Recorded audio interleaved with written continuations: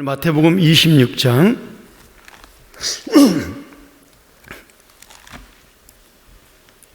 31절과 32절 우리 두 절만 보도록 하죠.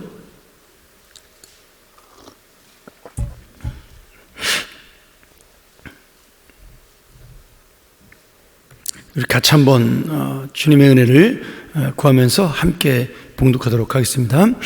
그때 예수께서 제자들에게 이르시되 오늘 밤에 너희가 다 나를 버리리라. 기록된 바 내가 목자를 치리니 양의 떼가 흩어지리라 하였느니라. 그러나 내가 살아난 후에 너희보다 먼저 갈릴리로 가리라. 아멘.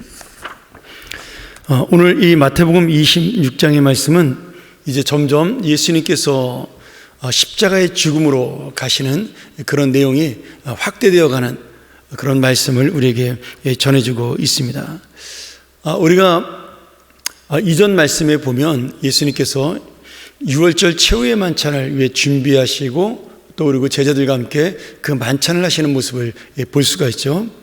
그리고 예수님께서는 거기서 자신의 살과 피를 마시라고 이야기를 했고, 당신께서 요한복음에서처럼 생명의 떡이라고 이렇게 말씀을 합니다.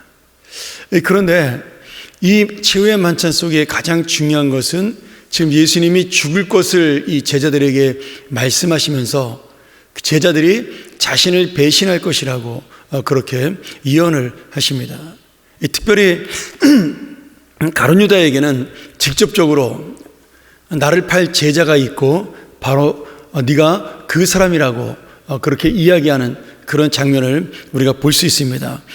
이 말씀만 가지고 보면 다른 제자들이 다 있는 그 속에서 예수님이 가룟 유다를 향하여 네가 바로 그라고 얘기하시는, 나를 팔자라고 얘기하시는 그 말씀을 왜 다른 제자들이 이해 못했을까 그렇게 생각을 하지만, 사실은 이 본문에는 간단한 그 예수님과 가룟 유다의 대화만 소개되어 있지, 지금 이 식사라는 장면에서 제자들이 왁자지껄하게 먹고 떠들면서 그러면서 옆에 있는 예수님과 가룟 유다가 이야기하는 것을 자세히 설명하고 있지 않다라는 겁니다. 다만 그 가룟 유다가 예수님을 팔 것을 강조하기 위해서 그 문장 하나만 인용해서 기록하고 있는 거죠. 그렇기 때문에 지금 다른 제자들은 예수님과 이 가룟 유다의 대화 속에서 가룟 유다가 회계를 맡은 사람이니까 아마도 6월절에 쓸 그런 물건을 준비하라는 그런 의미로 들었을 것이라고 우리가 생각을 할 수가 있겠습니다. 중요한 것은 지금 가룟 유다는 예수님을 직접 팔지만 나머지 모든 제자들은 예수님을 배신할 것이라고 또한 예수님이 말씀하고 있다라는 겁니다. 여기 우리가 읽었던 31절에 보면 나를 버리리라 이렇게 돼 있죠. 그런데 이 나를 버리리라를 다른 말로, 다른 그 성경 사본에 보면 실족하리라 이렇게 되어 있습니다. 근데 이 실족한다는 말이 넘어진다는 뜻도 되고 또 죄를 범하게 된다 그런 뜻이 됩니다. 그러니 여기 있는 제자들 모두가 가룟 유다는 직접 파는 사람이 되고 나머지 제자들은 예수님을 버리고 도망가는 그런 배반을 하게 된다는 의미가 되겠습니다. 그때 예수님께서 이 31절에 제자들이 나를 버리고 도망갈 것이라고 이야기하면서 지금 목자를 치리니 양의 떼가 흩어지리라 이렇게 스가랴서 3장 17절의 말씀을 가지고 지금 이 제자들에게 인용을 하시면서 말씀을 합니다. 아마도 제자들은 이 말씀을 잘 이해하지 못한 것 같아요. 그냥 예수님의 가르침으로 목자가 어려운 일을 만나면 이 양들이 흩어지나 보다 이 정도로 아마 생각을 했던 것 같습니다. 근데 그 의미는 뭐냐면 대제사장과 그 유대인들이 예수님을 죽였을 때 그 제자들이 흩어진다라는 사실을 설명하고 있는 그러한 말씀이죠. 그런데 여기서 가장 중요한 말씀은 이 본문에 나오지 않지만 스가랴서 13장 9절에 보면 이런 죄송합니다. 13장 9절에 보면 이런 말씀이 나와요. 내가 그 3분의 1을 불 가운데 던져 은같이 연단하며 금같이 시험할 것이라. 그들이 내 이름을 부르니 내가 들을 것이며 나는 말하기를 이는 내 백성이라 할 것이요 그들은 말하기를 여호와는 내 하나님이시라 하리라. 이렇게 스가랴 13장 9절에 지금 흩어진 양떼들을 향해서 예수님이 그 3분의 1이 돌아올 것이라고 말씀을 합니다. 그러니 지금은 목자이신 예수 그리스도가 잡혀가게 될 때 다 흩어지는 양떼처럼 제자들도 도망을 가지만 이 제자들이 그런 시험을 통해 연단과 훈련을 받아 결국에는 오늘 이 스가랴 13장 9절의 말씀처럼 내 백성이 되는, 하나님의 백성이 되는, 하나님의 말씀을 듣는 그러한 귀한 제자들로, 그리고 예수님을 중심으로 다시 모이는 그런 제자들이 될 것을 그들에게 예언하시면서 그들의 배신을 주님은 실망하지 않는다라고 말씀하십니다. 그리고 32절 우리가 읽었던 말씀에 보면 내가 살아난 다음에 너희보다 먼저 갈릴리로 가겠다 이렇게 말씀하시면서 그들이 흩어져서 갈릴리로 갔을 때 예수님의 그 부활의 소식을 듣고 그들이 나중에 갈릴리로 모이지 않습니까? 그때 예수님은 그 배신한 제자들을 다 만나주겠다, 내가 너희들에게 다시 나의 은혜를 베풀겠다라고 지금 약속하고 있는 겁니다. 오늘 이 말씀을 바라보면서 주님께서는 우리가 얼마나 연약한 존재이고 또 하나님 앞에 정말 넘어질 수밖에 없는 그러한 불쌍한 존재임을 분명히 설명해 주고 있습니다. 베드로가 이 말씀을 듣고 예수님에게 뭐라 그래요? 주님, 모든 사람이 주를 버릴지라도 나는 주님을 버리지 않겠습니다. 이렇게 고백을 해요. 그 다음 말씀에 보면. 근데 예수님이 바로 베드로에게 뭐라고 말씀하냐면 네가 오늘 밤 다 굴기 전에 나를 3번 부인할 것이다. 그렇게 말씀하십니다. 그러니 거기 지금 최후의 만찬에 있던 모든 주님의 제자들은 사실은 다 가룟유다와 똑같은 공범입니다. 직접 팔은 놈이 있는가 하면 도망간 놈이 있고 예수님을 3번이나 부인한 놈이 있는 거죠. 예수님이 볼 때는 전부 똑같은 배신자예요. 다만 오늘 스가랴 선지자가 예언한 대로 어떤 이는 그 배신 속에도 다시 한번 돌아와서 주님을 붙드는 자가 있고 어떤 이는 가룟유다처럼 완전히 주님을 버리는 자가 있을 것이라고 말씀하고 있는 겁니다. 오늘 그렇기 때문에 지금 제자들과 함께 지금 베드로만 내가 예수님을 버리지 않겠습니다라고 고백한 게 아닙니다. 다른 모든 제자들도 주님을 버리지 않겠다라고 사실은 같이 고백을 한 겁니다. 다만 베드로의 목소리가 컸던지 아니면 구체적으로 베드로가 자기가 대표적으로 이야기를 했기 때문에 베드로가 지금 고백했다라고 나오는 것뿐이지 거기 있는 모든 제자들이 예수님 말씀을 듣고 우리가 어떻게 예수님을 버리겠습니까? 다들 그렇게 이야기를 한 겁니다. 예수님께서 우리의 이런 모습을 알고 계실 때 그들을 바라보면서 얼마나 답답하셨을까요? 한번 여러분 그 장면을 생각을 한번 해보세요. 오늘 저녁에 일어날 그 겟세마네 동산에서 예수님이 잡혀가실 일을 전혀 이 제자들은 모르면서 호언장담하고 그 만찬을 즐기면서 지금 그들은 예수님과 함께 있습니다. 지금 예수님은 이 사람들이 나중에 자기를 버리고 도망할 것도 알고 있고 그 중에 하나는 자기를 팔 것도 알고 있고 베드로는 3번이나 부인할 것을 이미 알고 있어요. 그러니 같은 만찬을 즐기면서 아무것도 모르는 그 제자들과 이미 죽을 것을 알고 있는 예수님 사이에는 엄청난 괴리와 간극이 있다라는 거예요.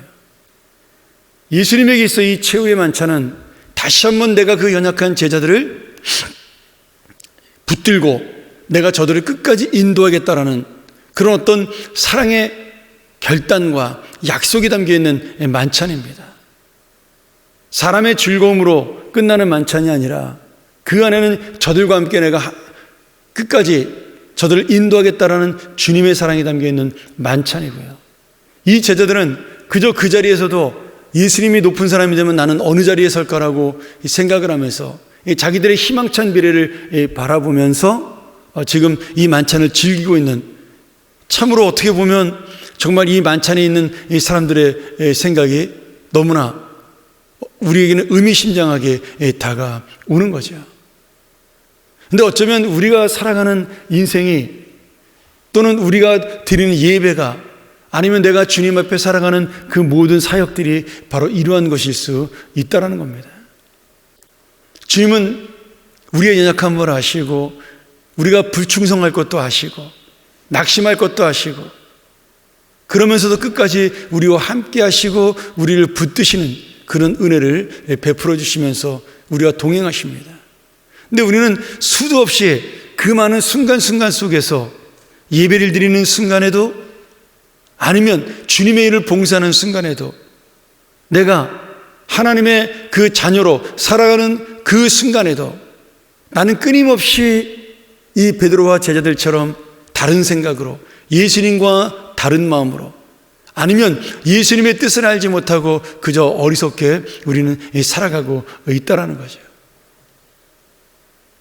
사실 제자들이 나중에 사도 요한을 제외하고 전부 순교하게 됩니다.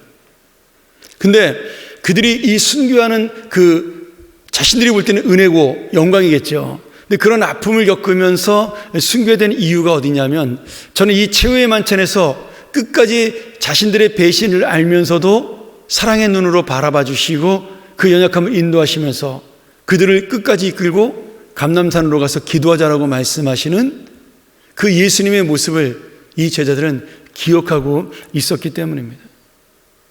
그리고 이 말씀에 나타난 예언대로 예수님이 3일 만에 부활하신 후에 그들을 갈릴리로 모으시고 그들에게 나타나시고 그 갈릴리 해변에서 그들에게 고기와 떡을 나누어 주시면서 새로운 사명을 주셨던 그 주님, 여전히 우리는 약하고 여전히 우리는 무능하지만 그래도 끝까지 우리를 믿고 우리에게 당신의 그 사명을 맡겨주시는 그 주님을 이 제자들은 볼 수 있었기 때문에 그분을 만날 수 있었기 때문에 그 제자들의 마지막 인생이 순교로 끝났어도 그들은 그것을 기쁘게 감당을 한 것입니다.